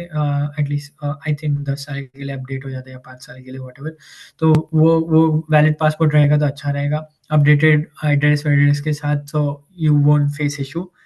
आइल्स एंड टॉफल एग्जाम के लिए वैलिड पासपोर्ट होना ज़रूरी है, सो कीप इन माइंड अगर आप आइल्स और टॉफल के लिए प्रिपेयर कर रहे हैं तो आपके साथ पासपोर्ट होना ज़रूरी है। Without passport you can not apply, you can not appear for the exam. तो आप एग्जाम बैठ ही नहीं पाओगे, तो बेसिकली आप एग्जाम दे ही नहीं पाओगे, तो पैसा वेस्ट हो जाएगा। क्योंकि आइल्स टॉफल का एग्जाम का पैसा इज अच्छा खासा 15,000, जितना लास्ट मेरे को जितना पता है 15-16 हज़ार जितना है, तो आपका उतना जाएगा। एंड एप्लीकेशन फीस मैंने जैसा लिखा है $100 पर एप्लीकेशन टू 500 यूएसडी। 500 बहुत रेयर केस में होगा, बट 100 टू 200 एवरेज पकड़ के चलेगा। बट आप जैसे मैंने एक्सेल शीट बताया उसमें लिख के रखना बहुत इंपॉर्टेंट है। Okay, what is SOP LOR ये सब मैं पहले ही समझा चुका हूँ। What should be included, the other person mentioning their thoughts about you, जैसे मैंने कहा आपका तारुफ होना चाहिए, like how good you are in college और जॉब, बेटर और to choose you senior professor और senior position employ of the company. What is IELTS TOEFL ये सब मैंने पहले से ही डाल के रखा है। क्या आपको ये अगर हम पीपीटी देते हैं तो आपको ये वापस रेफर करने के लिए जमेगा कि what is SOP LOR and what should be included in, and then you can start conversation with us if you want. What is GRE? Math plus English exam currently on some top university or certain courses only require test of application. It is recommended in the most of them, not compulsory. जैसे मैंने बोला कि it's optional, compulsory नहीं है। अगर दोगे तो आपका फ़ायदा आई डोंट थिंक इतना कुछ ज़्यादा होगा। हाँ, आपको शायद डेफिनेटली वो कोर्स में मिल जाए, बट इट ऑल्सो डिपेंड्स आपका प्रोफाइल कैसा है। रेज्यूमे कुछ नहीं है, इट्स बेसिकली योर सीवी, जैसे इंडिया में करिकुलम विटे बोलते हैं या फिर आई थिंक और कुछ बोलते हैं, बट रेज्यूमे इधर जनरली बोलते हैं। जॉब एक्सपीरियंस, प्रोजेक्ट और रिसर्च, जो अभी स्टार्ट करने वाले हैं प्लीज़ रिसर्च में अपना एक्सपीरियंस बढ़ाओ, प्रोजेक्ट्स करो, बिकॉज़ आप खाली फ्रेश ग्रेजुएट होके इधर आ जाओगे, आपके पास कोई एक्सपीरियंस नहीं रहेगा, इधर आके बहुत दिक्कत होगी क्योंकि इधर बहुत ज़्यादा कॉम्पिटिशन है। ऐसा नहीं है कि खाली फ्रेशर्स को आके तुरंत मिल रहा है। इट्स वेरी डिफिकल्ट, फ्रेशर्स के लिए बहुत ज़्यादा डिफिकल्ट है। मैं आज ही किसी डेढ़ 2 साल के एक्सपीरियंस वाले बंदे से कॉल करके अभी थोड़ी देर पहले बात कर चुका हूँ, वो भी जॉब ढूँढ रहे हैं, अभी ग्रेजुएट होने वाले। बट बहुत डिफिकल्ट है अगर आपके पास ये सब चीज़ें नहीं है। थोड़ा-सा जॉब एक्सपीरियंस होना ज़रूरी है, एटलीस्ट 1 से डेढ़ साल तो एक्सपीरियंस लो। पढ़ाई करते-करते भी part time low but low. Projects करो, आपके पर्टिकुलर फ़ील्ड में आपके खुद के कॉलेज के सीनियर से बात करके आजकल का ट्रेंड क्या है आपकी फ़ील्ड में वो भी देखना इम्पोर्टेंट है। सिंस इधर बहुत वास्ट ऑडियंस है, मैं ये नहीं बोल सकता कि कौन-सी फ़ील्ड में क्या प्रोजेक्ट्स करने चाहिए। बट रिसर्च एक ऐसी चीज़ है जहाँ पे हमारे अंदर बहुत कमियाँ हैं। इंडिया में इसको ज़रा भी अहमियत नहीं दी जाती बट रिसर्च करना बहुत इम्पोर्टेंट है। रिसर्च करोगे तो आपका प्रोफ़ाइल उतना ही स्ट्रॉन्ग होगा। अब रिसर्च बहुत सारे ये इश्यूज़ रहते हैं बट थोड़ा ऑनलाइन देखोगे, थोड़ा सीनियर्स से मिलोगे, टीचर्स से मिलोगे, अपने खुद के कॉलेज के या क्लासेस के, तो वो बता सकते हैं कि आपके फ़ील्ड में रिसर्च कैसे कर सकते हैं। कुछ-कुछ फ़ील्ड में ऐसी रिसर्च शायद एप्लीकेबल हो भी ना, बट थोड़ा-सा ढूँढना बहुत इम्पोर्टेंट है। आई don't think so science technology में कोई भी रिसर्च ना हो, इट्स वेरी रेयर। ट्रांसक्रिप्ट मैंने बताया कि what is transcripts official way of your result basically. अब जब आपको अब ये सब हो गया कैसे अप्लाई करना, क्या अप्लाई करना। जब तुम इधर आते हो कि तो क्या एक्सपेक्ट करना? तो बहुत सारे लोगों को ये डाउट रहता है कि इधर आके जॉब कर सकते हैं जिससे यूनिवर्सिटीज़ की फ़ीस निकल जाती है या फिर बहुत सॉर्ट हो जाता है, ऐसा नहीं है। On campus job is only legal. Off campus is getting difficult. Off campus बहुत सारे लोग करते हैं but I don't recommend because legal भी नहीं है और आजकल बहुत इश्यूज़ आने लगे हैं ड्यू टू न्यू गवर्नमेंट।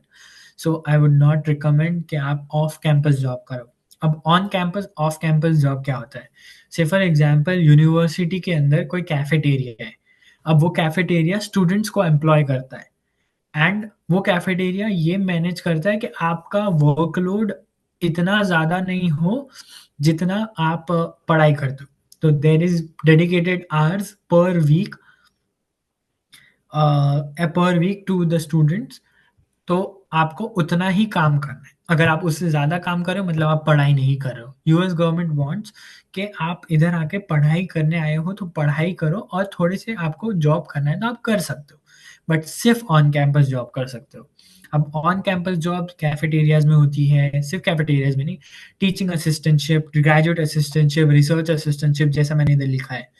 तो इसीलिए मैं बोल रहा हूँ कि रिसर्च अगर आप कर थोड़ा-सा एक्सपीरियंस लेके आओगे तो आप रिसर्च असिस्टेंटशिप के लिए अप्लाई कर सकते हो और रिसर्च असिस्टेंटशिप्स की वजह से आपका फ़ीस भी थोड़ा बहुत माफ़ हो सकता है, आपको स्कॉलरशिप भी मिल सकती है, बहुत सारे फ़ायदे हैं उसके। सेम टीचिंग असिस्टेंटशिप में भी होता है, ग्रेजुएट असिस्टेंटशिप में भी होता है but teaching assistantship, graduate assistantship में आपको स्कॉलरशिप मिलने के चांसेस थोड़े कम है बट आपको पे ज़रूर मिलेगा।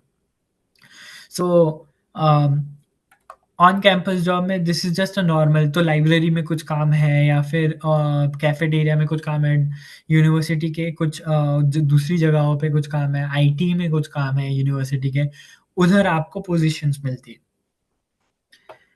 एंड इधर जैसे मैंने बोला कि यूनिवर्सिटीज़ ने गवर्नमेंट ने कैप किया हुआ है कि आप मैक्सिमम 20 घंटे पर वीक एक सेमेस्टर में काम कर सकते हो।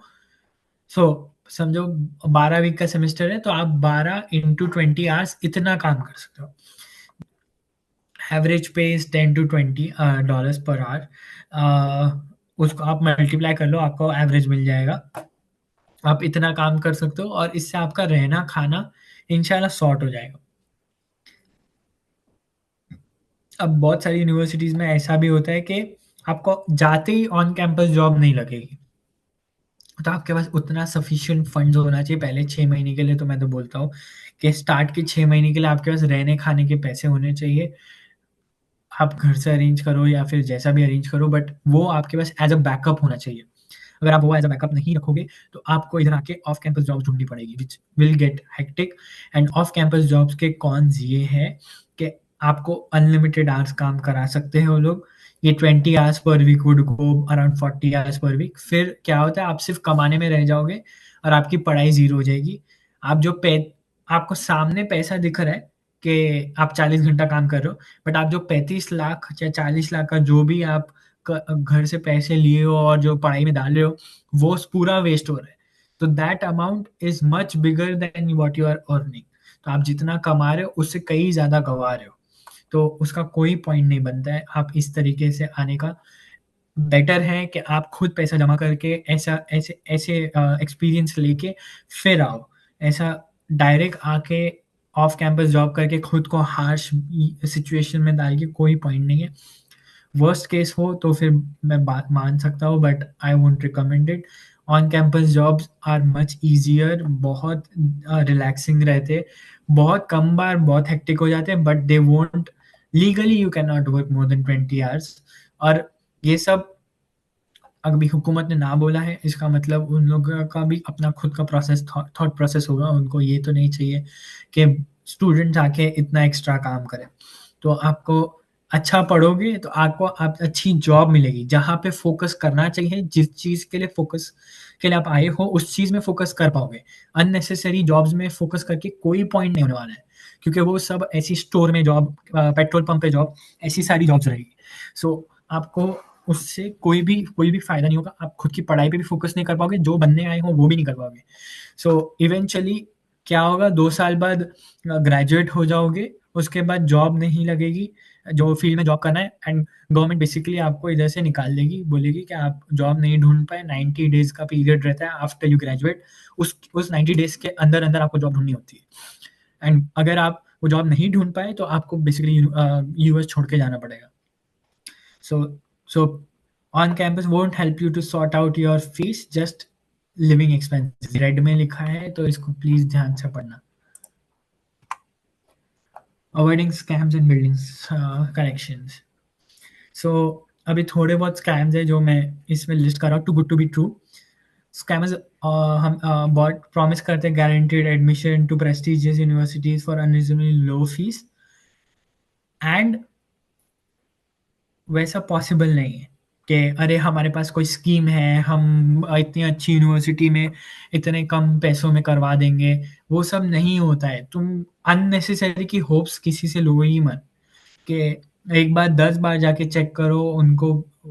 कोई भी एजेंट आपको ये करवा के दे ही नहीं सकता है कि आपका फीस कम कर देंगे वगैरह, कुछ भी नहीं हो सकता वो। Ghost universities. दूसरा ये होता है कि ऐसी यूनिवर्सिटी में तुमको बोलेंगे कि हम तुमको एडमिशन करवा देंगे, आपका आप खाली सारे डॉक्यूमेंट्स दे दो, आपको 1 साल के अंदर यार 1 महीने के अंदर-अंदर एडमिशन मिल जाएगा। ये यूनिवर्सिटीज़ में एडमिशन लेने का नुकसान ये होगा, जब आप इधर आके इमिग्रेशन में आओगे, इमिग्रेशन में आपका सवाल-जवाब होगा एयरपोर्ट पे, उनको पता चलेगा। आजकल इमिग्रेशन बहुत ज़्यादा स्ट्रिक्ट हो गए हैं और उनको पता चलेगा ये यूनिवर्सिटी एग्ज़िस्ट ही नहीं करती है, तो आपको उधर से ही डिपोर्ट कर दिया जाएगा और आपको हमेशा के लिए बैन कर दिया जाएगा यूएस के लिए।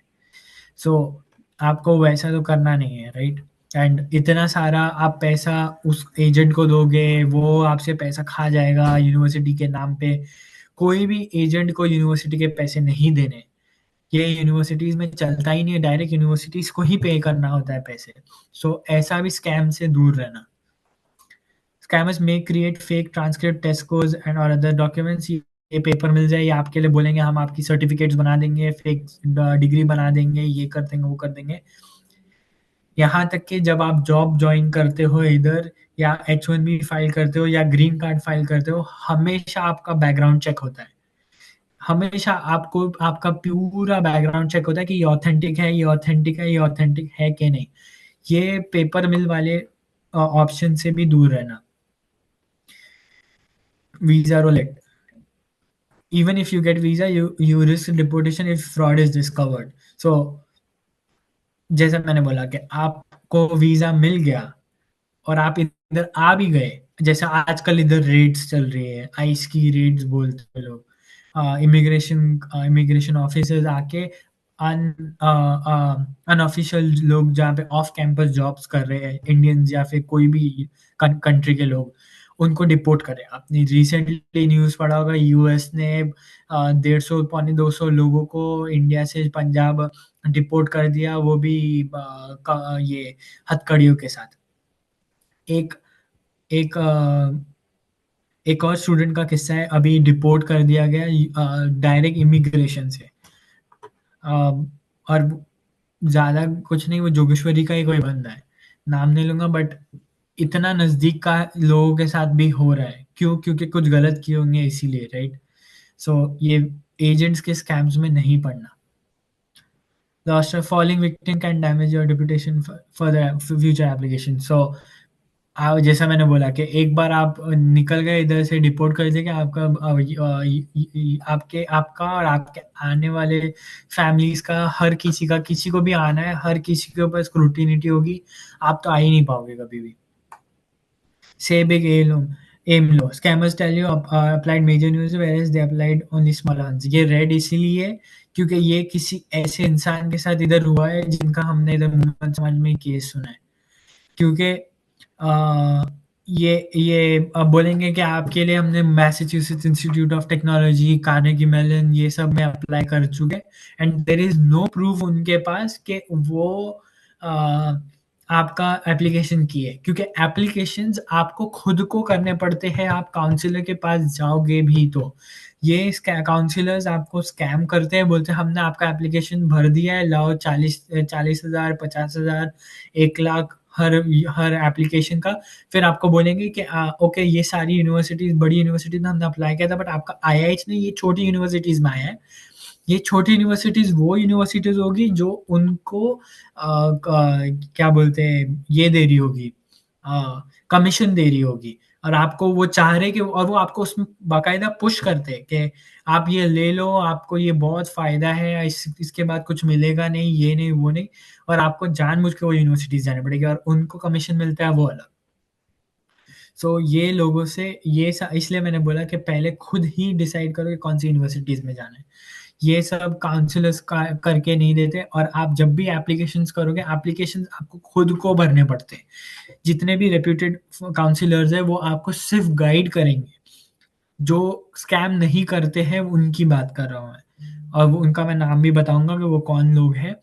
एंड जो बाकी के लोग हैं वो आपको ये भी बोलेंगे ये वीज़ा में भी हेल्प कर देंगे, ये भी वो कर देंगे, वो कर देंगे, but don't go with them. वो बहुत बड़े स्कैमर्स हैं। आपको बताएंगे कि हमने सारी यूनिवर्सिटीज अप्लाई कर दी और अप्लाई कुछ भी नहीं करेंगे। अब ये avoid some reputable Mumbai based agents है। मुंबई में आईडीपी करके इंपीरियल है, कॉलेज पॉइंट है, and there are couple of them. I think एक या दो ऐसे भी कुछ है विले पार्ले में जो जिनके नाम मैं बाद में बता सकता हूँ, बट अभी मेरे को जहन में नहीं है। बट ये कुछ टॉप काउंसलर्स हैं, रेप्यूटेबल काउंसलर्स, आप इनसे जाके मिल सकते हो, इनको इनका प्रोसेस पूछ सकते हो। आप एप्लीकेशंस खुद करते हैं या हमको करना होता है, कितना फीस लेते हैं। अब जब मैं पढ़ रहा था, they were charging around 40-50,000 for the whole process. आपको बताएंगे कौन सी यूनिवर्सिटी अप्लाई करना, आपके लिए एलओआर रिव्यू करेंगे, एसओपी रिव्यू करेंगे। जब मैंने बोला रिव्यू करेंगे, वो सिर्फ पढ़ेंगे या फिर एडिट्स बताएंगे कि ये डालो, वो डालो, वो आपके लिए एडिट करके नहीं देंगे। ये होता है actual counsellor, because every person has their own profile, has their own resume. तो वो हर किसी का ड्राफ्ट नहीं करके देते, ये लोग वैसे लोग होते हैं, एंड ये एक्चुअली वैसा होना चाहिए, बिकॉज इससे ही आपको आपका प्रोसेस पता चलता है। अब मेरे बारे में पूछे तो मैंने काउंसलर नहीं लिया था, मैंने ये भी काउंसलर्स नहीं लिया था, ना ही मैं इनको प्रमोट कर रहा हूँ। बट मेरे को कुछ लोगों को जानता हूँ जिनके एक्सपीरियंस इनके साथ अच्छे थे, बट मेरे को काउंसलर्स बिल्कुल नहीं पसंद, इसलिए मैं काउंसलर्स के पास जाता ही नहीं हूँ। बट इवन इफ इतना पूरा बताने के बाद और इतनी हेल्प होने के बाद भी अगर आपको फिर भी लगता है दिस इज ऑल ओवरवेलमिंग या फिर बहुत ज़्यादा है आपके लिए जस्ट टू फॉलो, तो आप इनके पास जा सकते हो। बट ट्राई करो ये सब आप खुद ही कर सको, आपको बहुत अच्छा एक्सपीरियंस होगा, और it is not it is not difficult, just that आपको दूसरी चीज़ें पता चलेगी, आप दूसरी चीज़ों से दूसरे लोगों को भी हेल्प कर पाओगे। इनको दे दोगे तो ये कुछ भी आपको बताएँगे नहीं, आपको बस एक पाथ फॉलो करना होगा। एंड एक लास्ट पार्ट है connect with seniors, university seniors. जो यूनिवर्सिटी में आप एक्सेप्टेंस ले रहे हो, वो यूनिवर्सिटीज़ के सीनियर्स से आप बात करो, उनको एंड ऑल्सो रॉकेट के जो ग्रुप बताए मैंने, आस्क द राइट क्वेश्चंस कि फीस कितनी होने वाली है, पर सेमेस्टर फीस कितनी है, या फिर कोई लिंक है क्या? ये करने के लिए दूसरी चीज़, जॉब अपॉर्चुनिटीज़ कैसी है, एरिया कैसा है, वेदर कैसा है, एंड उसके अलावा कोर्स कैसा है, कोर्स में सब्जेक्ट्स कौन से लेने चाहिए, कौन से नहीं लेने चाहिए। ये सारे राइट क्वेश्चंस होते हैं। जस्ट अनप्रिपेयर्ड किसी को मत पूछो, उनका भी टाइम वेस्ट होगा, तुम्हारा भी टाइम वेस्ट होगा। वो भी कुछ नहीं बताएँगे, तुमको भी कुछ पता नहीं चलेगा, और हाफ नॉलेज के साथ आगे बढ़ने का कोई पॉइंट नहीं है, क्योंकि आपको आधे से इधर पूरा कंट्री ट्रांजिशन होने वाला है। बहुत दूर आने वाले हो, या हो सकता है आपकी सिटी में कोई अपना पहचान वाला भी नहीं हो, क्योंकि ऐसा ट्रांजिशंस बहुत लाइफ चेंजिंग होते हैं, इसमें सही डिसीजंस लेना बहुत ज़रूरी है। Connect with local university, Muslim organisation, Islamic societies, MWS, NRIs, rental houses and connections if any. So इधर आके रेंटिंग, मतलब तुम आ गए यूएस, इंडिया से ही अपना रहने का बंदोबस्त करके आने का। इधर आके होटल में रुक के मैं ढूँढूँगा, वैसा नहीं होता है। इतना शॉर्ट प्रोसेस होगा ही नहीं। तो यूनिवर्सिटी के सीनियर से बात करोगे, ये सब चीज़ें तुमको पता चलेगी कि रहना कैसे है, किधर रहना, कौन से एरिया में रहना, कौन से एरिया सेफ है, ये पूछना बहुत ज़रूरी है। तो ये सारी चीज़ें राइट क्वेश्चंस पूछोगे तो राइट आंसर्स मिलेंगे। तो यॉकेट के ग्रुप्स में लोग पूछते रहते हैं ये राइट क्वेश्चंस, तो आपको भी देखने को मिलेगा। And connect with local university, Muslim organisation. अब मुस्लिम ऑर्गेनाइजेशंस आर बेसिकली, हर यूनिवर्सिटी के मुस्लिम ऑर्गेनाइजेशन होते हैं। जैसे नॉर्थ ईस्टर्न यूनिवर्सिटी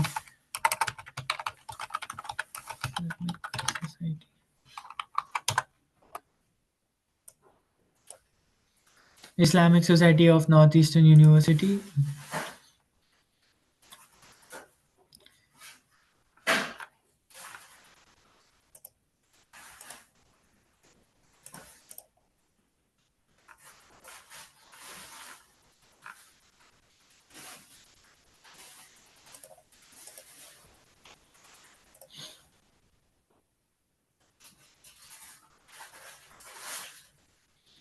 सो ये उनके इस्लामिक सोसाइटी के ग्रुप्स होते हैं, जहाँ पे ये लोग स्टूडेंट्स को हेल्प भी कर सकते हैं, आपको मुस्लिम लोगों से कॉन्टैक्ट भी करने मिलेगा।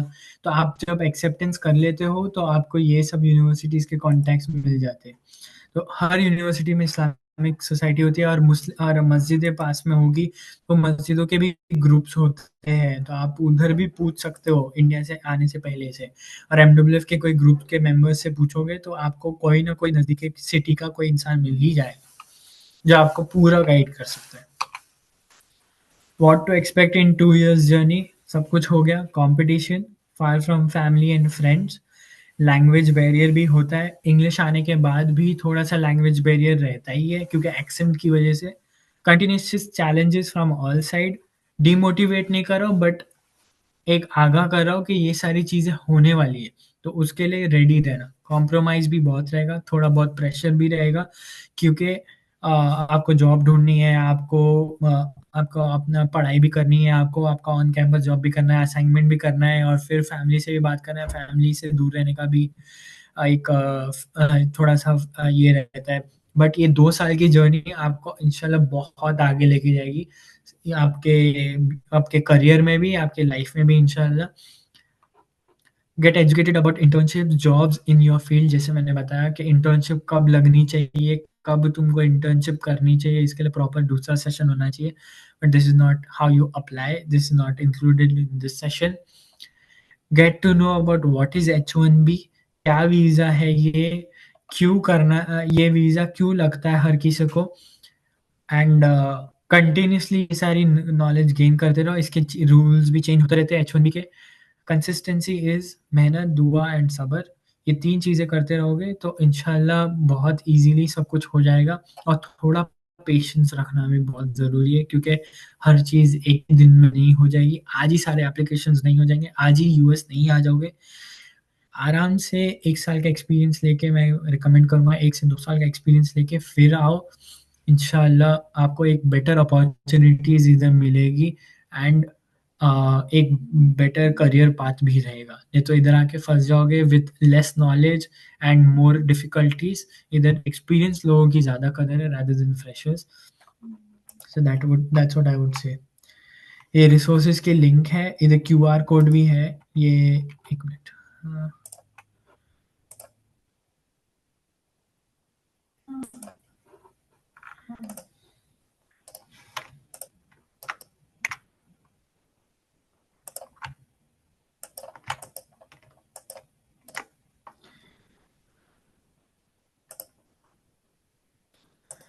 ये लिंक मैं अभी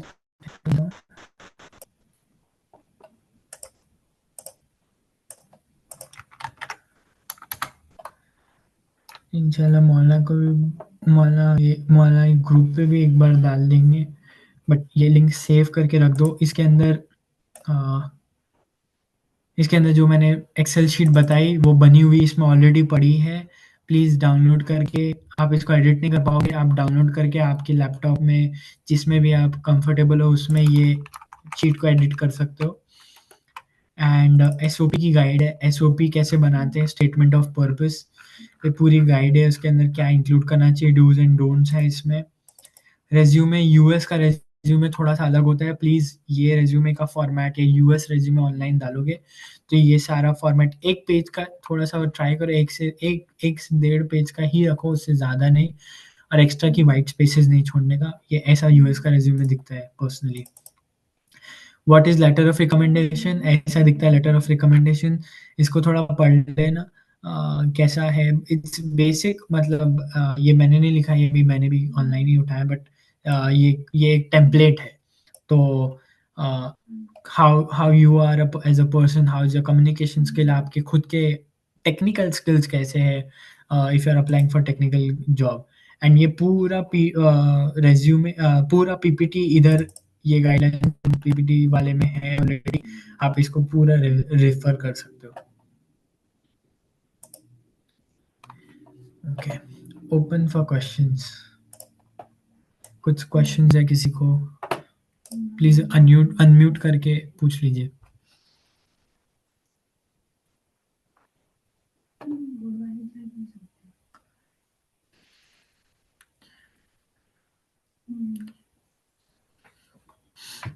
मोहम्मद, साद, अब्दुल्ला, अहमद, आरिफ भाई, कुछ भी क्वेश्चंस है प्लीज पूछ लीजिए। अच्छा भाई, हाँ, अस्सलाम वालेकुम पहले तो। और बहुत बहुत शुक्रिया, मतलब आपने इतने एफर्ट्स डाले और काफी नोट्स प्रिपेयर करने के लिए। तो मेरी नो, तरफ से एक क्वेश्चन था भाई, हम्म, कि मतलब अगर मैं प्लान कर रहा हूँ फॉर फॉल 2025, हम्म, तो मेरा जो पासपोर्ट है वो दिसंबर में एक्सपायर हो रहा है 25 में। एंड इंडिया में मैंने सुना है कि एक रूल है कि you can't renew with like before 6 months from the date of expiry. मतलब 6 महीने पहले तो हम आई रिन्यू थिंक नहीं कर सकते। तो आई थिंक 1 साल में था वो। 1 साल है या 6 महीना, मतलब मैं वो देख लूंगा। बट मैंने दो चार लोगों हाँ, से पूछा था अभी रिसेंटली, तो उन्होंने कहा कि 6 मंथ्स है। India up to 1 year before its expiry date लिखा है, मतलब पासपोर्ट सेवा पे। अच्छा। एक बार कोई एजेंट से बात करो, ऐसा किसी रैंडम लोगों से बात मत करो। कोई एजेंट से ठीक है। पूछ लो एक बार। मैं ऑनलाइन देख रहा हूँ पासपोर्ट सेवा पे, वन पासपोर्ट सेवा ऑफिशियल वेबसाइट है, उन पे 1 ईयर लिखा है, 1 ईयर बिफोर। तो कर लो, वो तो बेटर है। और एंड भाई यूनिवर्सिटीज आपको आपका अपडेट कर दी मतलब, ऑलरेडी। अभी पोजीशन या फिर कौन से फील्ड के अंदर हो आप एट प्रेजेंट? मैं तो अभी क्या है मतलब। बिजनेस प्रोसेस एक्सेलेंस में हूँ। मेरा company pharma, bio pharma company है एंड मेरा role is basically data analytics plus business process excellence. So you can say data analytics, data science और business process excellence. अच्छा, तो भाई आपका मतलब डायरेक्ट कांटेक्ट हो सकता है क्या मेरा आपसे? हाँ Because हाँ even I am in definitely. the same field and I am currently working as a data analyst, but planning for masters in fall 25. तो बस तो उसी तुमने के अप्लाई रिगार्डिंग। कर दिया या बाकी है? ना मतलब मेरा आइल्स वगैरह हो गया सब कुछ। एसओपी नहीं, लिखना कॉलेज बाकी अप्लाई है। नहीं, कॉलेज एप्लीकेशन नहीं किया था। बहुत लेट नहीं इनफैक्ट हो तुम शॉर्ट कुछ लिस्टिंग। लेट हो गए हैं? हाँ, लेट तो थोड़ा है, बट एक्चुअली क्या, I was waiting for the policies of the new government कि क्या आ रहा है, कैसे आ रहा है। बट तो स्टूडेंट की पॉलिसीज कभी चेंज नहीं होगी। बट आई वुड रिकमेंड अभी अच्छी कॉलेजेस का एक अच्छा अच्छा अच्छा एक्सेल शीट बना के देन अप्लाई, फास्ट अप्लाई करनी पड़ेगी तुमको। लेट एटलीस्ट अभी से 1 महीने के अंदर अंदर तुम्हारी सारी यूनिवर्सिटीज अप्लाई हो जानी चाहिए। अच्छा। तो बेटर मैं यूनिवर्सिटीज तुम एक्सपेक्ट कर सकते हो भाई, नहीं तो तुम्हारा बहुत लेट हो जाएगा। 6 महीना और खींचना पड़ेगा फिर। अच्छा अच्छा अच्छा। अच्छा, एंड ये जेन इंटेक जो होता है, स्प्रिंग वाला, हम्म। वो मतलब इंटेक कैसा है कंपैरेटिवली टू सितंबर 2025? सेम ही रहता है, इट्स जस्ट लाइक हर 6 महीने में बच्चे आते हैं इधर, ऐसा है, इट्स नॉट डिफरेंट। तुम ऐसा 6 महीना पीछे नहीं हो जाओगे। जो कोर्सेज फॉल में पढ़ाए जाते हैं वो स्प्रिंग में भी पढ़ाए जाते हैं, सो इट्स नॉट अच्छा, डिफरेंट। मतलब ऐसा कुछ नहीं है ना कि फॉल के अंदर ऑप्शंस ज्यादा अवेलेबल होते हैं या फिर जेन में कम नहीं होता है? नहीं नहीं नहीं नहीं नहीं। And okay okay. तुम स्प्रिंग में अप्लाई करो एंड देन फिर तुम फॉल में आने ही वाले हो, तो वैसे ही होगा, वो साइकिल वही होने वाली है, तुम फॉल में तो आओगे स्प्रिंग के बाद, तो वैसा रहता है। Yes yes. ओके भाई, जजाकल्ला, अल्लाह आपको जज़ाए खैर दे, काफी एफर्ट दिए आपने। और इंशाल्लाह मैं आपको डायरेक्ट कांटेक्ट कर लूंगा, मतलब हाँ, जरा सा नंबर मैं, लेके। आप कैसा प्रेफ़र करोगे? लाइक ओवर व्हाट्सएप मैं आपको पहले टेक्स्ट कर दूंगा, लेट मी नो योर हाँ, availability and then over a call we can discuss. Okay, okay, जजाकल्ला खैर भाई। आमीन। सलाम वालेकुम साद भाई। वालेकुम सलाम। ने बताया, बहुत अच्छा बताया। हुँ, मेरा सब साथ भाई हो गया है। मैं इंटेक के लिए, मेरा इंटरव्यू है 1 अप्रैल को, और ओके, 30 मार्च को मेरा बायोमेट्रिक है मुंबई में। और मैंने अच्छा, मास्टर्स के लिए अप्लाई किया है वॉशिंगटन में। और मैंने 5 यूनिवर्सिटी में अप्लाई किया था। तो मतलब उसमें से मेरे को 4 में आया ऑफर लेटर, और एक में नहीं आया था। तो मतलब मेरे को बे हुँ, अटलांटिक में स्कॉलरशिप ज़्यादा मिल रही थी, सम अराउंड $5,400, तो मैंने उसी में रखा है। तो मतलब मैंने वीज़ा जब I-20 के टाइम पे 45 लाख शो किया था, तो उससे ज़्यादा अभी बढ़ा के रखूँ अकाउंट में, मेरे अब्बा के अकाउंट में, कि मतलब उतना ही रखूँ? ये सवाल है मेरा। ज़्यादा बढ़ा के रखना पड़ेगा, क्योंकि समझो तुम्हारा I-20 अमाउंट इज़ से फॉर एग्ज़ाम्पल $50,000, 1.5 इंटू $50,000 करो, उतना रखना पड़ेगा तुमको। वो सेफ अमाउंट रहेगा, एंड इसमें तुमको सिर्फ अमाउंट दिखाने की ज़रूरत नहीं है। तुम गोल्ड का एक ये भी बना सकते हो, डॉक्यूमेंट, जो ऑथेंटिक गोल्ड के ये शॉप से गोल्ड सर्टिफिकेट, वैल्यूएशन सर्टिफिकेट बोलते हैं उसको। तो अगर तुमने वो भी दिखा दिया तो भी चलेगा। ऐसा ज़रूरी नहीं है कि तुम खाली कैश ही दिखाओ। तो थोड़ा बहुत कैश कर दो और बाकी का गोल्ड कर दो, तो 1.5 इंटू I-20 हो जाएगा, तो विच इज़ अराउंड $62,000, राइट? $50,000 अगर तुम्हारा ये है और तुम्हारा ये भी है, क्या बोलते हैं, नो 62 नहीं, $175,000, तो वैसा करना पड़ेगा थोड़ा। और दूसरा क्वेश्चन ये है कि मतलब एक मेरा फ्रेंड है मेरे गांव का ही, वो बोस्टन यूनिवर्सिटी में है। तो उससे मेरी बात होती रहती है। तो उसने हम्म, बोला कि जब तेरा मतलब वो यूएस के अंदर एनआरआई ग्रुप करके है, तो उसने बोला जब तेरा वीजा वगैरह हो जाए उसके बाद, अभी उसको नंबर दे दिया वो। तो वो बोला कि तेरा नंबर, तेरा यूनिवर्सिटी नेम वगैरह लोकेशन भेज दे, तो मैं एनआरआई ग्रुप के अंदर तेरे को ऐड करवा दूंगा, तो तेरे को अच्छा रहेगा वहाँ पे। मतलब आप जो बोले ना कि वहाँ हम्म, पे जाके होटल में रहना वो पॉसिबल नहीं है, तो ये भी मैंने कर दिया। उससे कांटेक्ट में भी हूँ, बोस्टन यूनिवर्सिटी में है वो, उससे बात भी होती रहती है। और उसने बोला कि हम्म। टेंशन लेने की जरूरत नहीं। उसको मैंने पूछा कि ऑफिसर मतलब क्या सवाल करते हैं क्या नहीं, तो बोले इतना हार्ड नहीं है, मतलब कॉन्फिडेंस उनको बताना कि नहीं मेरे को जाना ही है। उसने बताया ये सब। ओके, हाँ, वैसा ही है, इंशाल्लाह वो तो मसला नहीं रहेगा। बट एक ये चीज़ है कि एक टेलीग्राम ग्रुप्स आते हैं जहाँ पे लोगों के वीज़ा एक्सपीरियंस, अभी ट्रम्प के आने के बाद थोड़े से वीज़ा एक्सपीरियंसेस चेंज हुए रहेंगे ना लोगों के, तो उस हिसाब से तुमको फाइनेंस और अपना सबका ये अप्लाई करना पड़ेगा। तो खाली हो जाता है वैसा मत, उसको एग्जैक्ट क्वेश्चंस भी पूछो और टेलीग्राम के ग्रुप में ज्वाइन हो जाओ खुद से। तो मैं एक काम करता हूँ, मैं नंबर डालता हूँ ग्रुप पे, इधर ही ज़ूम चैट पे, तुम मेरे को मैसेज करो, मैं टेलीग्राम की ग्रुप ढूँढ के देता हूँ तुमको। वो उसमें सारा ये हर कोई अपने-अपने एक्सपीरियंसेस डालता है कि वो कौन-सी यूनिवर्सिटी अप्लाई कर रहे थे, उनका एक्सेप्ट हुआ, रिजेक्ट हुआ, उनने क्या क्वेश्चंस वीज़ा इंटरव्यू में पूछे, कौन से कॉन्सुलेट में वो थे। अभी फ़िलहाल कॉन्सुलेट की सिचुएशन कैसी है? मिल रहा है अपॉइंटमेंट, नहीं मिल रहा है? अभी मतलब मैं रोज चेक, मतलब मेरा जो कंसल्टेंसी था ना, तो उन्होंने मेरे को बताया कि आपका सब मतलब मतलब वो 100% जेन्युइन है। और ऐसी कंसल्टेंसी है कि मतलब उसको अगर एक भी डॉक्यूमेंट अपना आगे पीछे लग गया तो वो बोल देगा कि भाई मेरा काम नहीं है ये, बराबर। और हमारे मतलब दो तीन जो गांव वाले हैं, तो उनके बच्चे लोग वहां से गए हैं, बोरीवली में है। तो उन्होंने बोला कि देखो बेटा, अभी क्या है मालूम है, अभी वो डेट जो रहती है वो रात को खुलती है इंडिया के टाइम पे, तो मतलब हम लोग उठ के नहीं ले पाएंगे। तो फिर मैंने अल्लाह के करम से 2-3 दिन 4-5 दिन लगातार देखता रहा, तो मेरे को जो डेट चाहिए थी तो मैंने खुद डेट लिया। मगर अभी सितंबर इंटेक के लिए डेट नहीं मिल रही है। और अभी फिलहाल खुली है, मतलब ओपन है वो मेन टेक के लिए, मतलब मार्च अवेलेबल है, अप्रैल अवेलेबल है मुंबई के अंदर। अब ऐसे ही रखते हो लोग, एक बार मार्च अप्रैल हो जाएगा फिर वो जून मई जून की करेंगे। एनीवेज इंशाल्लाह मैंने नंबर भेज दिया है तुम दोनों को।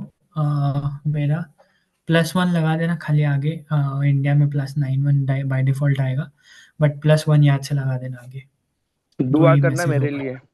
इंशाल्लाह भाई, इंशाल्लाह रमजान में दुआ करेंगे सब। और किसी को आरिफ कुछ क्वेश्चंस? एक क्वेश्चन और था कि जो मतलब 36 क्रेडिट पॉइंट है, तो वो कैसे उसको फ्लक्चुएट करते हैं, मतलब कैसे होता है वो, जो यूनिवर्सिटी का क्रेडिट फ्लक्चुएट, पॉइंट है ना। फ्लक्चुएट एज इन,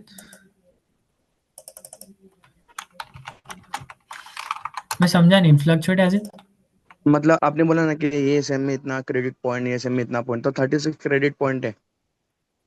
पूरे कोर्स के 36 या हाँ, 32 रहते हैं? 36 है पूरे कोर्स के। तुम्हारे 36 है ना? हाँ। हाँ, तो उसमें ऐसा रहेगा, वो लोग तुम साइट पे जाके देखो, पर सेमेस्टर तुम कितने क्रेडिट को कोर्स ले सकते हो। तो अगर वो बोलता है कि पर सेमेस्टर पर सेमेस्टर तुम 3 या 4 कोर्स ले सकते हो, तो कोर्स इंटू वॉट एवर पर कोर्स कितने क्रेडिट का पर एक कोर्स है, सामने 3 क्रेडिट का एक कोर्स है, तो 3 इंटू 4, 12 क्रेडिट तुम एक सेमेस्टर में उठा सकते हो। हाँ, तीन ही है, तीन वैसा। ही है, देखा मैंने। हाँ, तो हम्म। 3 कोर्स है ना, और 3 क्रेडिट का कोर्स है एक, कि 4 क्रेडिट का एक कोर्स है। और एक क्वेश्चन और था कि जो मतलब हमारे कंसल्टेंसी उनसे हमारा रोज मॉक होता है इंटरव्यू, तो उसमें एक क्वेश्चन उनका ये है कि what was the difference between, मतलब उनका कहना है कि क्या रेलेवेंसी क्या है मास्टर्स प्रोग्राम और बैचलर्स प्रोग्राम के बीच में। ये कंफ्यूज वाला मेरे को क्वेश्चन है, तो उसका आंसर दे सकते हो आप। तो रेलेवेंसी मतलब तुम कौन से तुम्हारा बैचलर्स कौन से किस में? Management studies. Masters in management studies, और अभी कौन से कोर्स में जा रहे मास्टर्स बिजनेस एडमिनिस्ट्रेशन मैनेजमेंट। हो? ओके। अभी मेरे को ये दोनों कोर्स के बारे में ज़्यादा तो कुछ पता नहीं है, बट तुम ये बता सकते हो कि ये जो तुम्हारा बैचलर्स का कोर्स था उसमें तुमको कौन से सब्जेक्ट्स पसंद थे, एंड बिजनेस एडमिनिस्ट्रेशन से तुमको क्या बेनिफिट होंगे, तो तुम वो रेलेवेंसी बता सकते हो। ऐसा वो ये जानना चाह रहे कि तुम्हारे दोनों कोर्सेज सिमिलर है कि एकदम ही अलग है, but it is similar right, नाम से तो एकदम ही सिमिलर है, तो तुम उसके बीच में का रेलेवेंस जानना चाह रहे। समझो मास्टर्स इन जो तुमने मैनेजमेंट स्टडीज किया है उसमें तुमने से फॉर एग्जांपल लीडरशिप पढ़ा होगा, या फिर प्रोजेक्ट मैनेजमेंट पढ़ा होगा, या फिर से for example lean six sigma पढ़ा होगा, तो तुमको वो मास्टर्स में पढ़ने मिल रहा है कि नहीं, तो वो रेलेवेंसी है। एंड तुम उसके अंदर अपना नॉलेज बढ़ाना चाह रहे हो, बेसिकली सेम कोर्स नहीं पढ़ रहे हो बट नॉलेज बढ़ाना चाह रहे हो, हम्म। तो वैसा होगा तुम्हारा आंसर। ओके। और एकदम पर्सनलाइज नहीं दे पा रहा हूँ बिकॉज मेरे को पता नहीं हो दोनों के हाँ, बीच में और एक क्वेश्चन रेलेवेंस। और था कि अभी जो कंसल्टेंसी है वो क्वेश्चन करते हैं कि what was your future plans. तो उन्होंने एक बताया कि मैं ऐसा बोल सकता हूँ उनको, officer if I got a chance I will work couple of years in USA and then come to back to India. So ऐसा बोल सकते हो, I would like to have a world class experience in US for my after my graduation, for on STEM OPT, और या फिर ऐसा भी बोल सकते हो कि on practical optional practical training, OPT उसको बोलते हैं। And I would like to come back to India and support my family business। अगर family business है तो वो बोलना easy रहेगा तुम्हारे लिए। I would like to support my family business। फिर वो पूछेगा what is your family business about। अगर फैमिली बिजनेस है तो तुमको एक रेलेवेंस पीछे देना पड़ेगा कि तुम इंडिया आके क्या करोगे। ऐसा खाली ये नहीं बोल सकते तुम इंडिया आ जाओगे, बट एक थोड़ा सा तो what is visa. Visa interview देने से पहले तुमको ये पता होना चाहिए कि वीजा ऑफिसर के दिमाग में क्या है। तो वीजा ऑफिसर ये देखना चाह रहा है कि तुम वापस इंडिया आओगे कि नहीं। अब तुम्हारी फैमिली इधर है, तुम्हारे रिलेटिव्स इधर है, तुम्हारे सिबलिंग्स इधर है, तो एक ये केस बन जाता है मोस्टली अपने लोगों के केस में कि तुम वापस आओगे। अब दूसरा चीज ये चाहिए कि तुम आके क्या करोगे। तो वापस तुम आओगे तो तुम फैमिली बिजनेस ज्वाइन करोगे, तुम कोई अपना अपना खुद का स्टार्टअप चालू करोगे। तो तुम ये बोल सकते हो कि मेरे को आके खुद का, अगर फैमिली बिजनेस नहीं है तो, कि मेरे को खुद का स्टार्टअप चालू करना है and I want to excel in management studies and I want to start my own startup which can handle, say for example management में तुम क्या कर सकते हो, project management or something, program management or something like that। तो I want to start a startup according to that. तो तुम वैसा तुम बोल सकते हो। जज़ाकल्लाह साद भाई। हम्म। तो ऐसे थोड़े पर्सनलाइज नंबर भी दिया हो मैंने, अगर तुमको फिर भी क्वेश्चंस रहेंगे तो मेरे को मैसेज करो।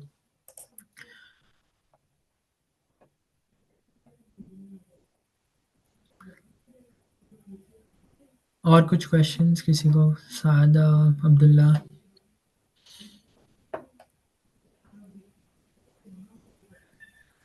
आई थिंक मौला अभी क्वेश्चंस नहीं है किसी को भी। जी साद भाई, तो इसको वाइंड अप कर लेते अभी। क्या बोले मैंने? वाइंड अप कर लेते उसको अभी। हाँ, वे वाइंड अप कर लेते हैं। ठीक है। जजाकल्ला साद भाई, आपने अपना कीमती वक्त देकर बहुत बहुत जो उसके लिए लेट नाइट भी आपने एक कुर्बानी दी है कौम के लिए। कितना बज रहा है दूध घर पे? मेरा तो 11:30, 11 सवा 11 हो रहा है। अच्छा अच्छा, जजाकल्ला आपने कुर्बानी दी है। और ये नो। ऑडियंस के लिए भी आपका शुक्रिया अदा करो कि आपने अपना वक्त निकाल कर साद भाई को सुना है। सबका बहुत हम्म। बहुत शुक्रिया। और हम उम्मीद करते हैं कि आगे भी इस तरह के अपनी मतलब कि नॉलेज डिस्प्ले करते रहोगे कम्युनिटी लेवल पर। तो ठीक है, अभी हम इसको इंशाल्लाह फाइंड अप करते हैं। इंशाल्लाह। जज़ाकल्लाह।